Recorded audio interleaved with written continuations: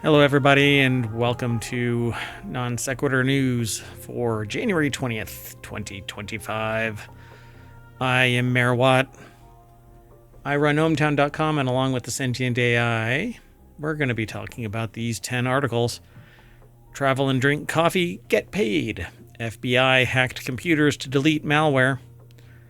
Complaints over conflict minerals. I don't edit anything. I want complete transparency. So when I, flub things, you get to see it in all its, what do you want to call it? Sausagey glory. I don't know. Anyway, FDA milk recall continued. China builds tallest bridge. Marburg bad bat virus spreads. Fake fire truck. Texas solar farms can't keep people awake. There's a story there. I'll explain it. Air tags by Colorado police and tiny home boats sailing the world. Everything is powered by ohmtown.com. Go over there and become a citizen. Wow, that's a bright light in my armpit. See that? I have a sun back there.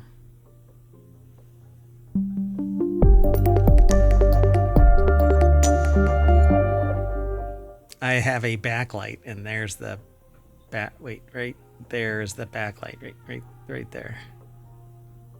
I don't know why that's showing up right now.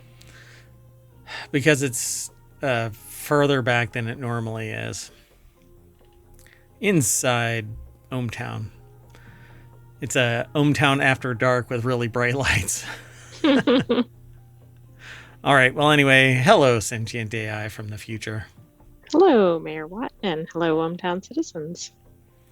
All right. You might be wondering, where the hell are the podcasts? Well, mayoral duties kept me from doing them, and a little bit of laziness. And I was working on projects. And anyway, they're going up there sort of as we speak.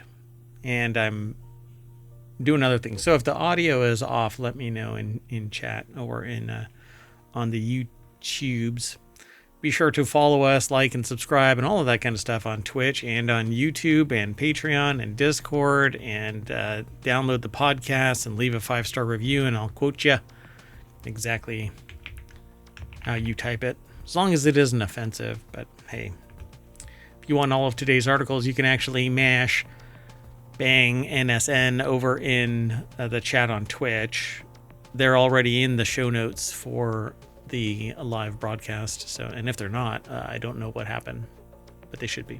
Anyway, let's get into it. You ready to go?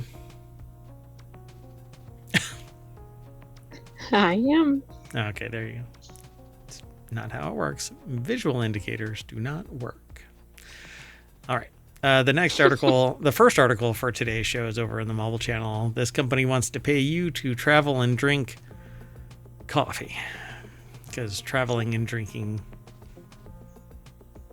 that would be a problem if you're the driver. Tends to be bad. Oh yeah, I guess I could hire somebody. Okay, $75,000. So if I pay somebody else $30,000, they could drive me, and I could drive. I could sit in the passenger seat or the back seat and drink alcohol. Yeah, but this company is not going to pay you to do that. They even call it the brew crew. I know that you brew coffee and other things, but how about what's the stuff? What's the stuff with the SCOBY? Kombucha. Kombucha, yeah, which I don't drink. I think I've had it once, and I was like, bleh. Guess I'm not gonna get any. SCOBY wasn't enough. Do that. Yeah. SCOBY. Anyway, imagine getting paid to travel the country and drink coffee. It would be a literal dream come true for most of us. One coffee company is offering the opportunity to do just that. Chameleon Coffee, a Texas-based coffee company, has opened applications for their brew crew. Basically, if hired, you'll be paid $75,000 and receive health insurance and travel costs to drive cross-country while sharing your coffee expertise and adventures on social media. But why Chameleon Coffee? What do they benefit from it? They're the tour traveling, they're getting influencing done, or marketing or whatever. Yeah, so they can't have. Well, maybe they have their own coffee as well, but they must sell all of the other coffees. Yeah, I see what you mean. So the Traveling Road Brew Tour brand, but gee, can't you be a little more succinct? Traveling Road Brew Tour brand ambassador and content specialist. Job posting states that the company is on a mission to spread caffeine happiness across the country. The article is over at vice.com. Sammy Caramella put the article together. Yeah, $75,000. I mean, that's not bad for driving around and drinking Exactly. coffee. I wonder about like your travel expenses. Like, do you get lodging and everything like we've seen with some other Yeah. of You these opportunities? have to sleep in a sandwich bag or something. They're currently seeking 2 media-savvy individuals to join the team. I'll do it. Join us for the... No, it's a lot of traveling. I mean, 2 people? Each one getting $75,000? Yeah, I don't think you're sharing your pay with somebody.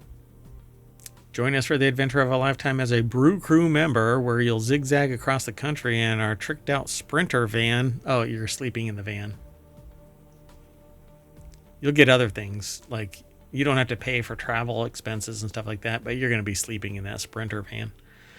With your road partner, a fellow coffee-slinging buddy, the posting continues, together you'll make stops at exciting pre-identified locations, chatting with coffee fans, handing out free brews, and sharing your journey on Instagram and TikTok.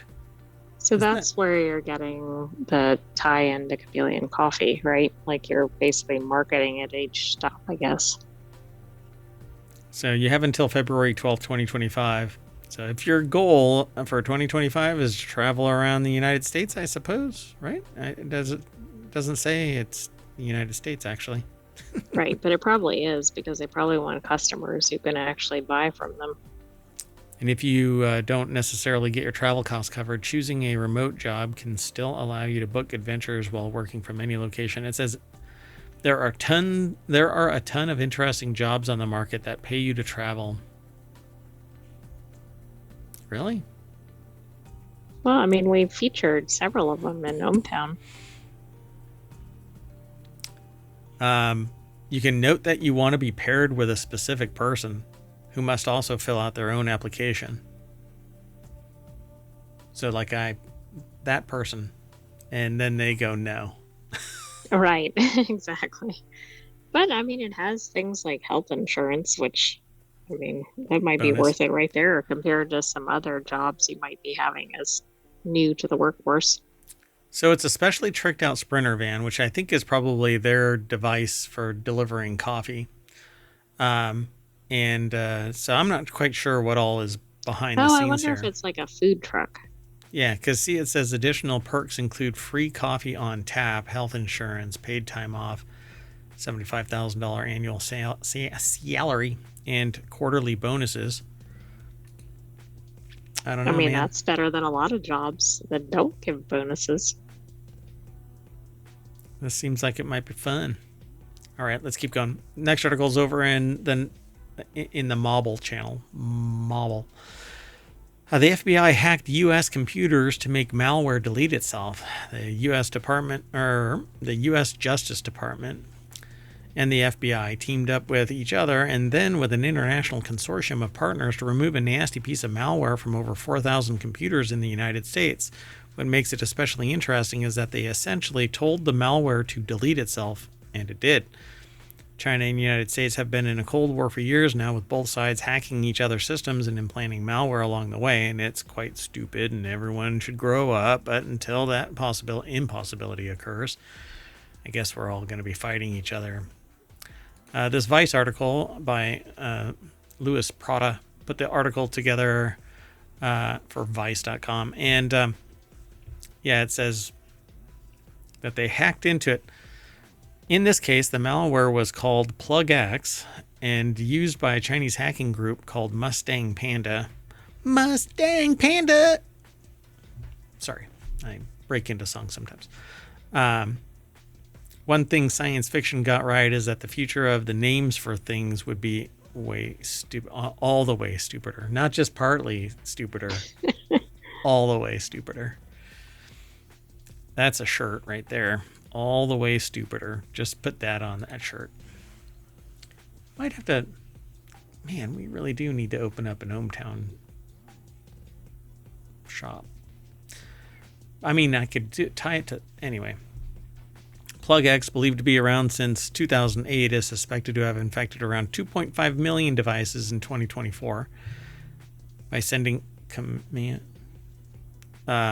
to a compromised server. The FBI essentially told the malware to delete itself from infected devices. All told, 4,285 devices in the U.S. were infected with PlugX. Oh, that's interesting. So, like, they attacked it from a central location? From a command and control computer, but it's 4,285 devices out of 2.5 million infected devices in 2024. Yeah, I noticed that. Like, it's good, but what about all those others? That is like a drop of pee in the ocean. Yeah. Anyway, international operation was led by France. How much money was spent to cure these 4,285 devices? Probably quite a bit. I'm thinking of the computing center, right? The operations center or whatever that was doing this, all the personnel hours, like it was probably pretty pricey. I went through a process once where about 35 or so people were involved for hundreds of hours, essentially relabeling things. And I was astonished that the sessions, well, when you looked at the numbers, yeah, I wasn't the one that was looking at the numbers, though. I was just part of the consortium. But when I said something about it, people were all like, yep.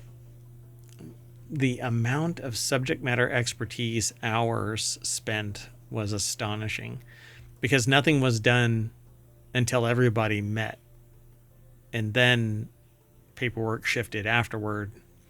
But hours upon hours, quite fascinating. So, of course, you saw the number of 2.5 million above. A little over 4,000 devices were wiped clean in an instant in the United States. Plus, who knows how many more overseas, it says here in the article, but it probably doesn't even come close to the number of devices. Remain vigilant, citizen. And they say that their own device could be infected, and so could anybody reading this. Yeah, I don't like that. I wonder why this only reached a subset. I mean, maybe it's because of the different country locations. Segmented, so that one device isn't in charge of everything. It compartmentalize it, so the risk of loss of control. All right, let's keep going. Click with care, people. Click with care. It's a simple concept. Click with care. All right. Well, the next article is over in the Smack Talk channel. Apple faces criminal complaints over Congo conflict minerals in Belgium, now investigating. Apple is facing a criminal complaint by the DRC, the Democratic Republic of Congo, which accuses the company of illegally using conflict minerals, also known as blood minerals. The term refers to minerals sourced from illegal sources who employ child labor and use the proceeds to buy weapons for armed conflict. But they say that the charges have been filed in Belgium and France because those countries have a strong judicial record in corporate accountability cases.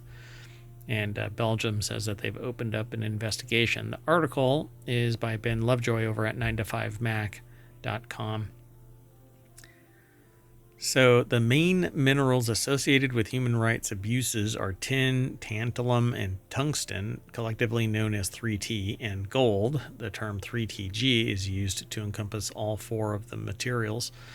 Okay, and that's in reference to the Apple matter, because we know there are other minerals and other for sure. uses. Yeah. I think, though, that this is used not just in terms of Apple, but conflict minerals in general. Right. I think so too. The fact that there's a term and everything, I would agree. But for instance, we don't see diamonds on here, which are a known Which is another issue. Yeah. And there's all kinds of stuff beyond that. I mean, other Lithium. I was gonna say, yeah, lithium. There are other minerals and rare earth materials that are controlled, and companies will pay big money to get them beyond the scope of their overt influence. They'll, lubricate the machinery that allows them to get their resources, however. So, evidence sent to Tim Cook in April. The international lawyers representing the government of the DRC say that they passed evidence to Apple earlier this year showing that the company's supply chain could still include conflict minerals. But I'm sure that, well, I don't know. I tend to be. Go ahead.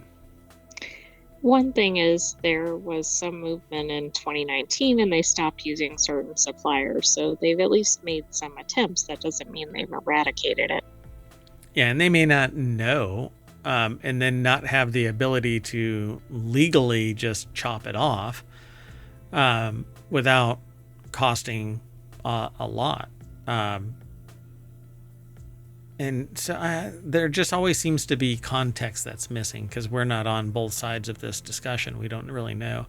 But they say in parallel, complaints filed in Paris prosecutor's office and in Belgian investigating magistrate's office on Monday, Congo accused local subsidiaries, Apple France, Apple Retail France, Apple Retail Belgium, of a range of offenses.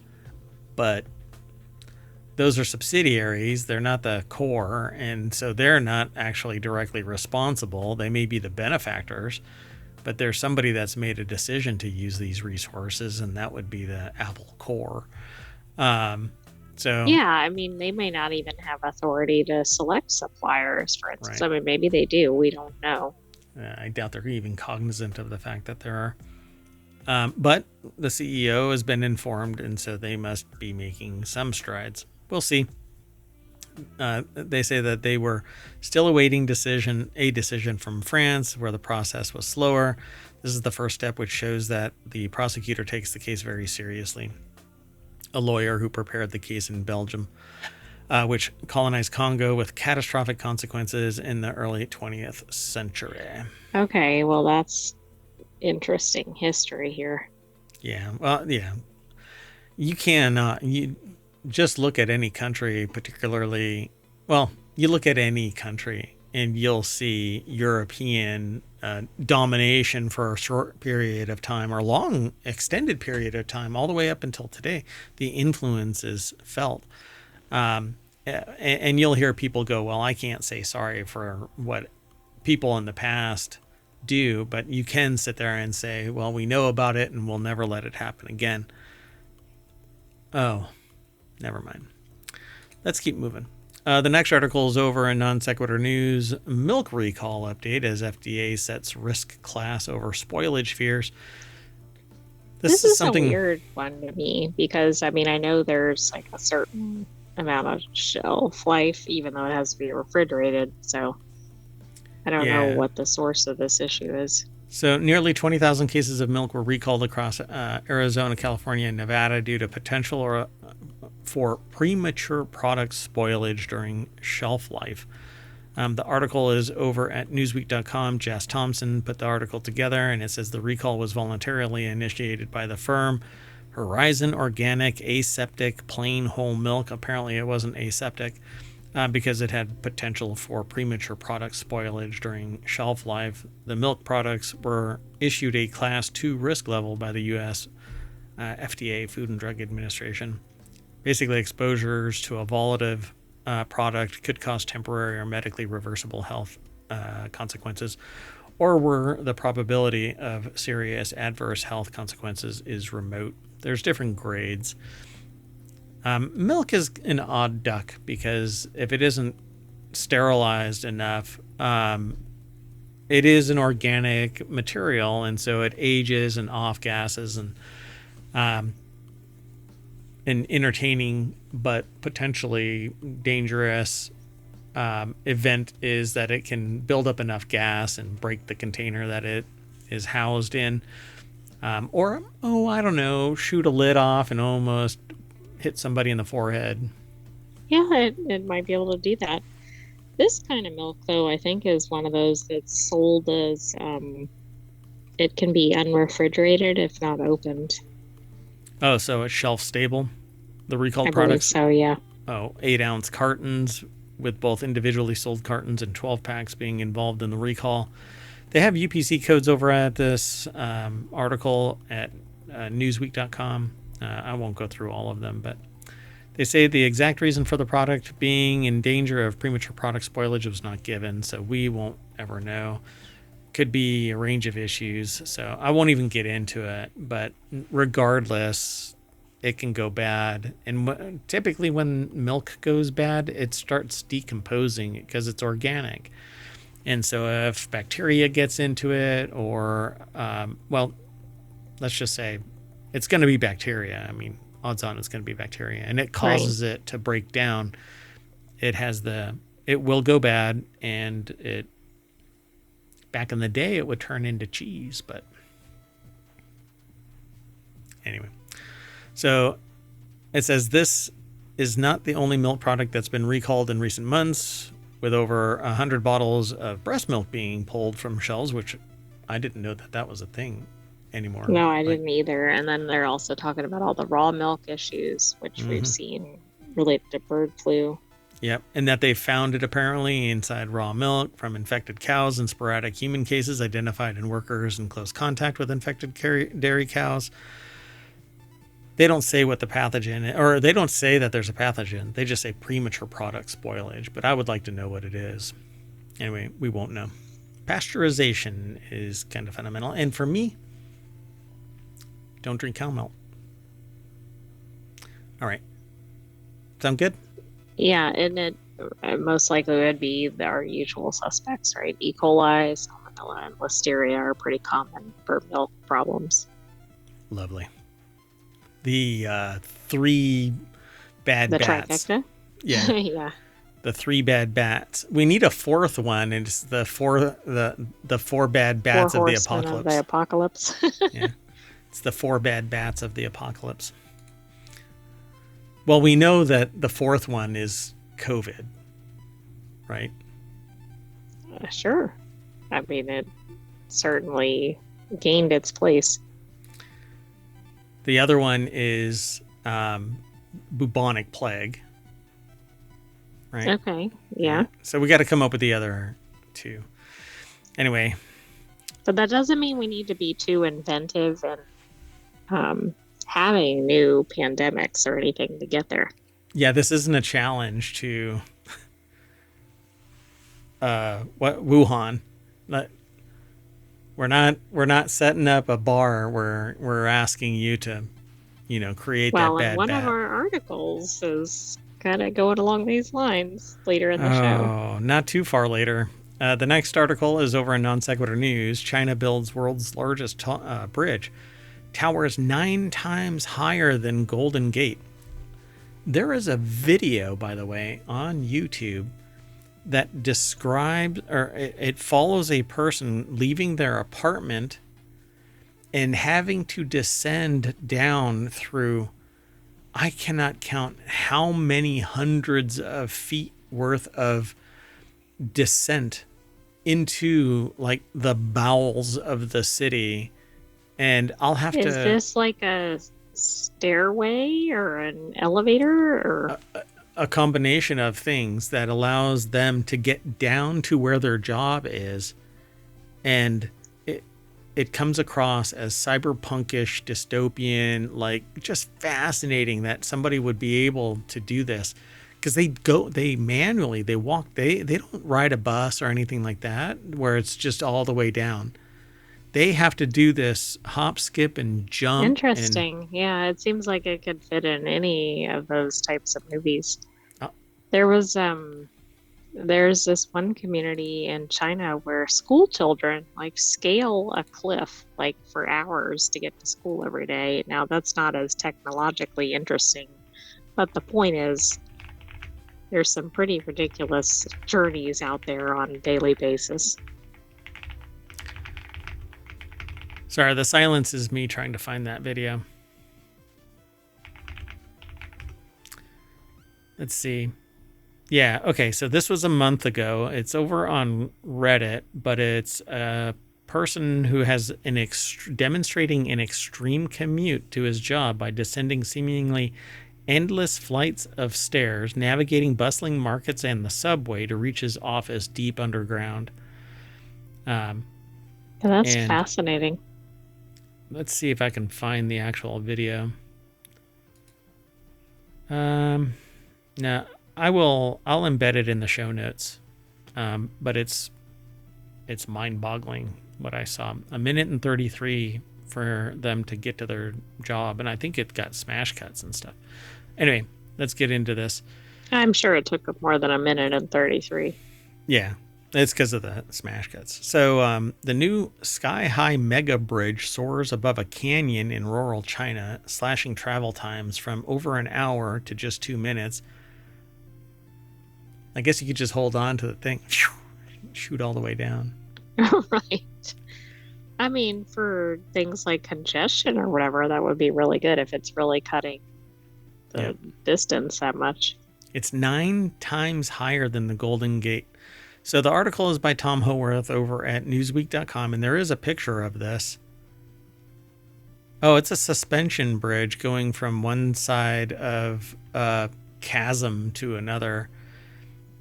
Well, I can see why it cuts the travel time, right? How many miles do you have to go out of your way before the bridge? It's like the Bay Bridge in Maryland getting destroyed. Now people have to drive, this long. Oh, right. Yeah, like to other cities and everything to get around. Yeah. So by cutting travel time across the canyon from an hour to just 2 minutes, the bridge will strengthen economic ties and drive growth in neighboring cities, including Guiyang and Anshun, according to the state-owned newspaper China Daily. So there really isn't much more to know about this article. It says that the bridge reported to have cost $280 million, which that seems low. That seems low, but we know labor costs are typically low in China, so maybe that makes sense. I don't know, man. You'd have to be a subject matter. You'd have to be an expert to do this kind of stuff. I mean, oh God, this is unsettling. It's a ginormous canyon, and people are putting this thing together. It looks like a truss bridge, but with a suspension element to it, because there is nothing. It's very nerve-wracking looking at the picture of this, and I don't even know if this is a render.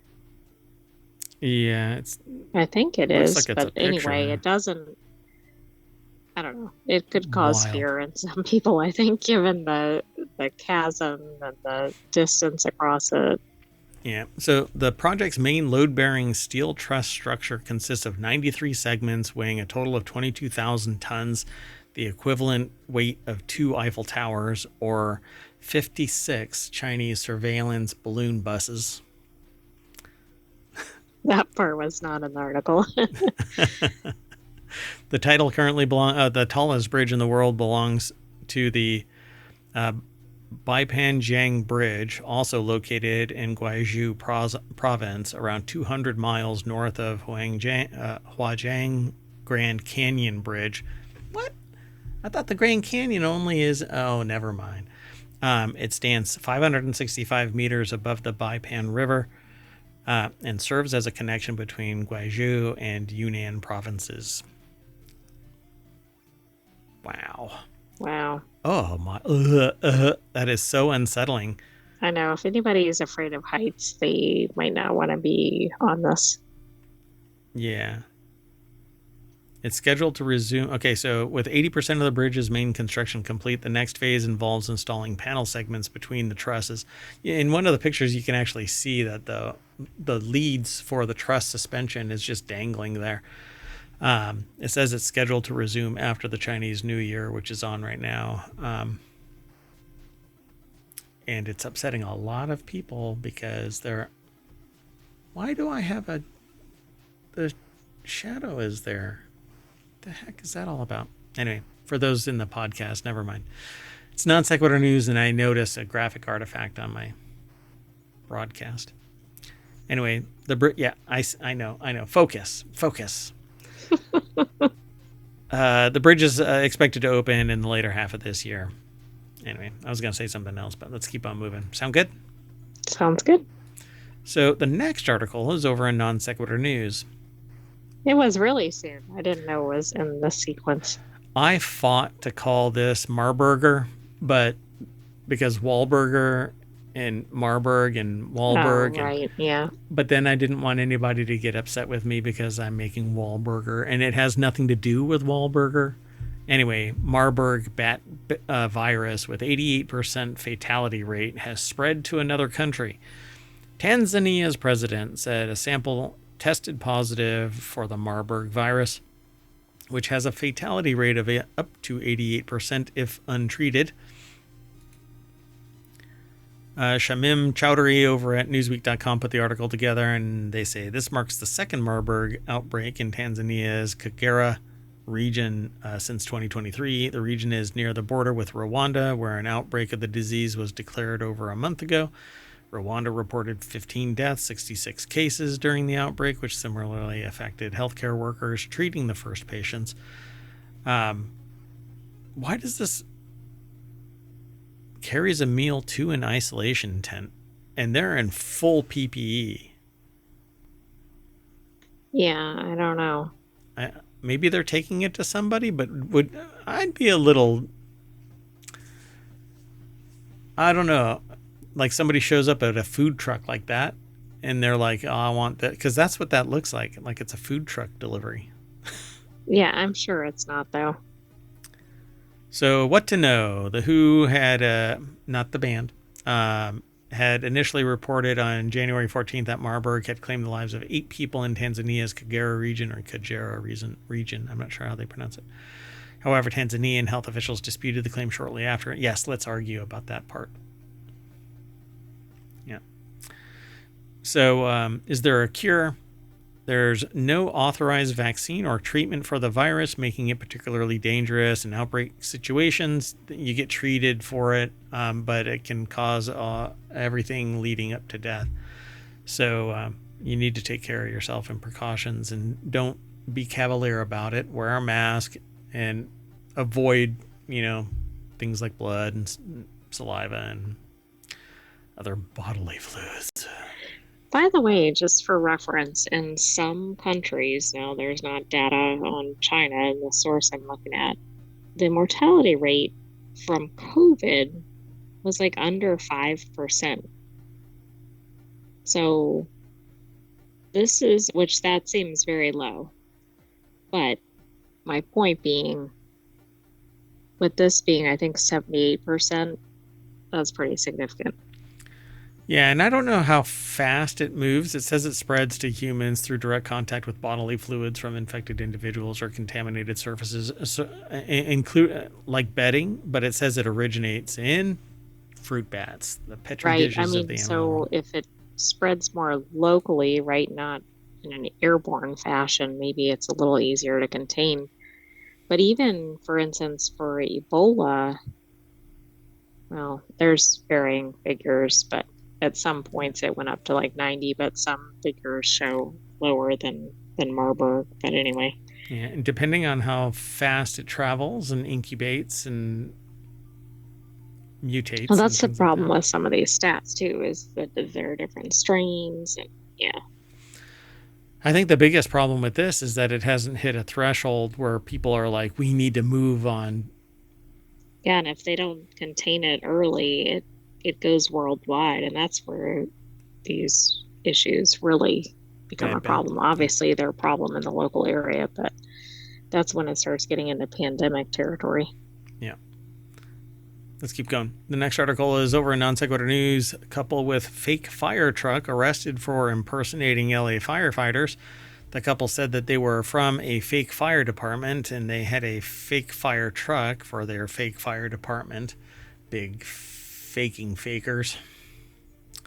Jordan King over at Newsweek.com put the article together. They had a fire truck. I mean, how much money did they spend to have a fake fire truck, which was probably based on a real fire truck? This is, it was ludicrous that we saw people that were dressed up as firefighters and everything, which we they were talked looting about in a previous episode, but a fire truck? Yep. So this is the latest arrest of at least 29 people, because we talked about this last week. Alleged crimes during the chaos of the deadly fires, hampering emergency services amid disaster, in which at least 27 people have lost their lives. These two idiots were arrested for impersonating a firefighter, the Los Angeles County Sheriff's Office said on Twitter. They were caught by an LAPD patrol unit that was driving through the Palisades fire area, which noticed that the truck did not seem to be legitimate and reported it to deputies.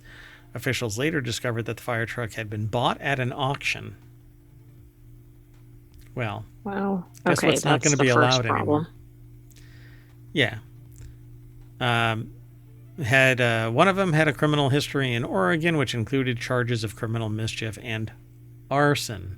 Oh my. See, I thought they must be like looting or something, which seemed crazy because maybe they spent more money on the vehicle than they would obtain, but arson brings another flavor to this article. One of them's a firebug, and I guess the other one went along with it. They were a couple. They were married. So won't even go into what's going on with the rest of this because, well, it's all adding on to what's going on with California and LA fires.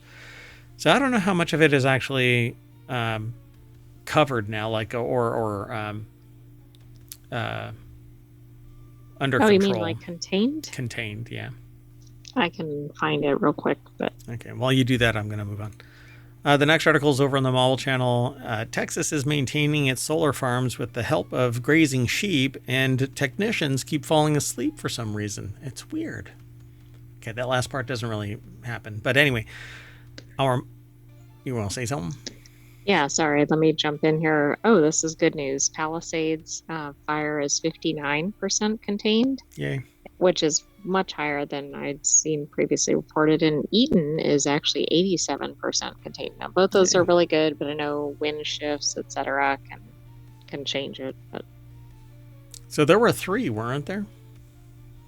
Yeah, but the other one was almost all contained. I think Hearst was one of the other ones they were reporting a lot on. I mean, there's been multiple smaller fires in that area. Sure. But the 2 that I mentioned have been the most significant for acreage. Gotcha. So it says back to this article over at Mobile, Texas is maintaining its solar farms with the help of grazing sheep. Our modern world has presented us with a bounty of new words and phrases, including solar grazing.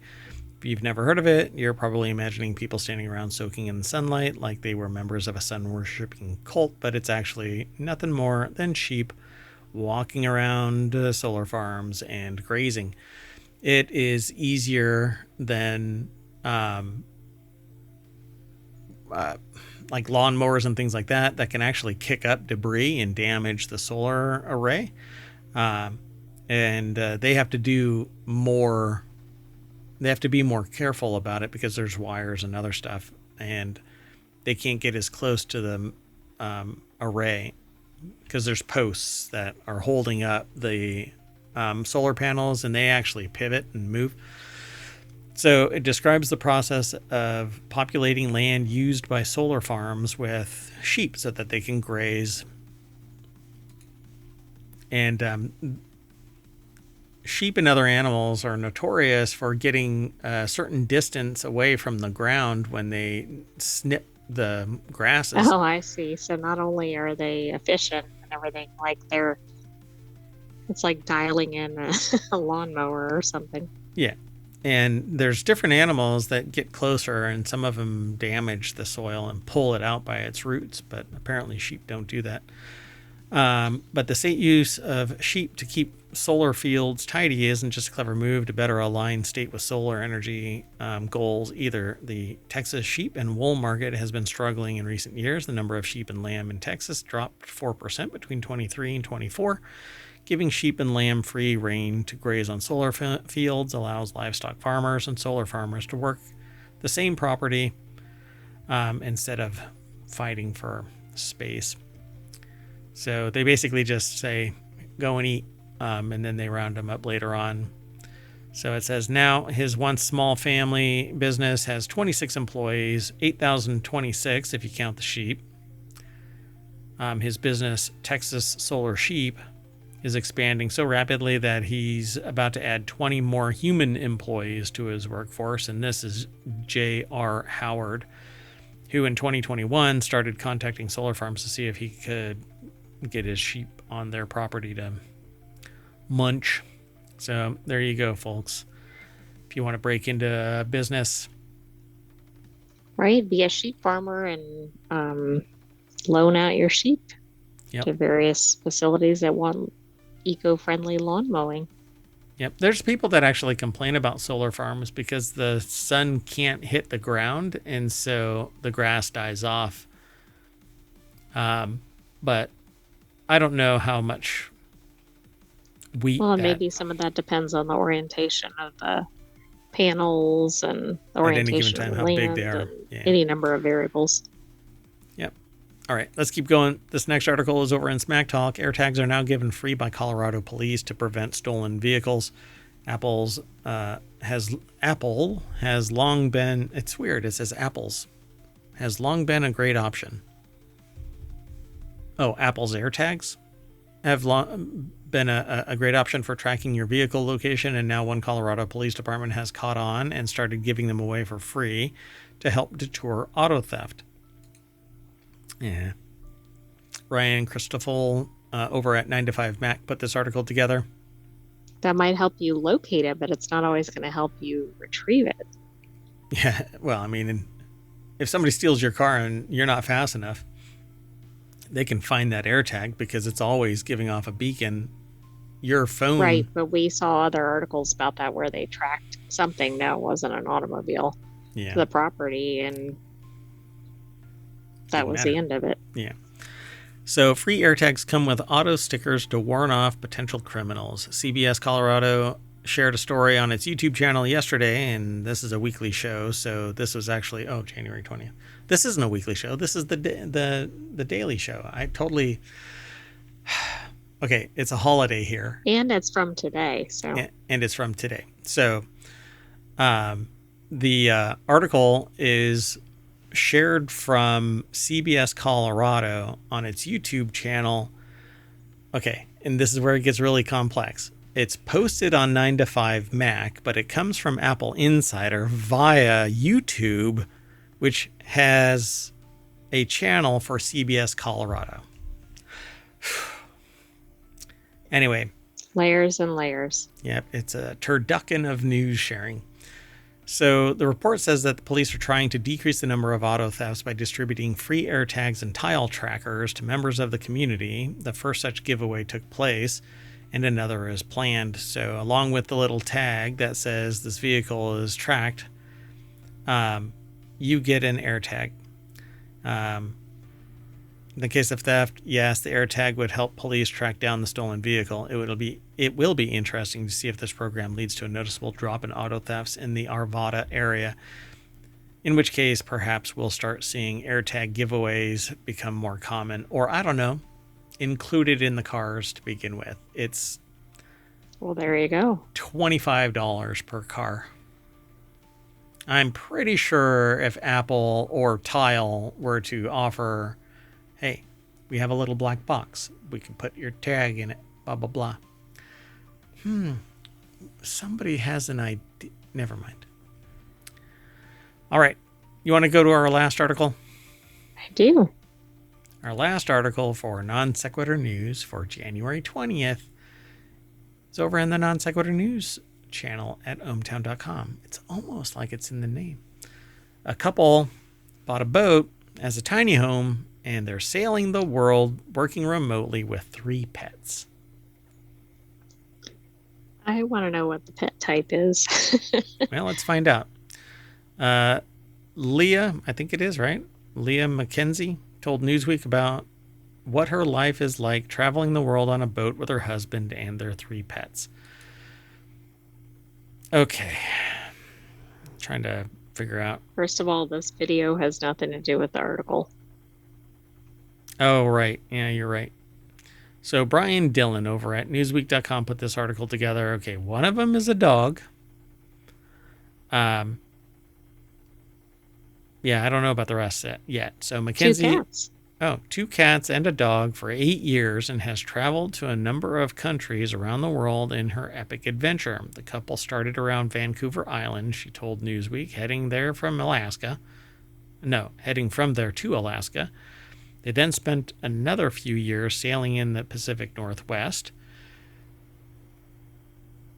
From Alberta, Canada, they lived on her boat for 8 years. Are they still doing it? I guess so. So then in 2021, they decided to head to San Francisco and along the California coast before spending 2 years in Mexico. After that, El Salvador, Costa Rica, Panama through the canal, Colombia, Puerto Rico, the U.S. Virgin Islands, British Virgin Islands, St. Martin. Yes,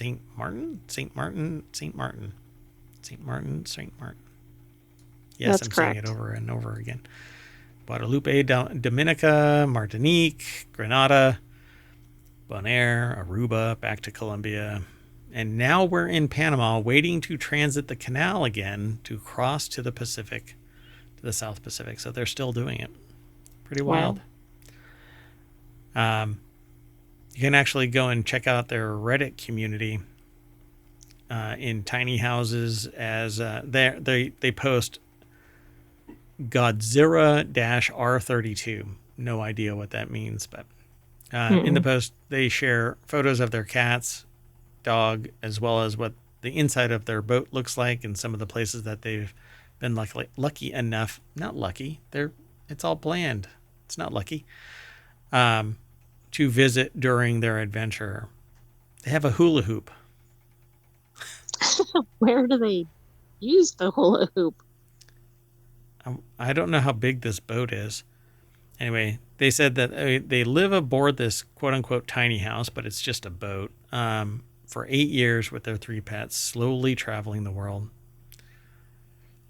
All right. Interesting. They plan on selling the boat next year, which they will list for $150,000.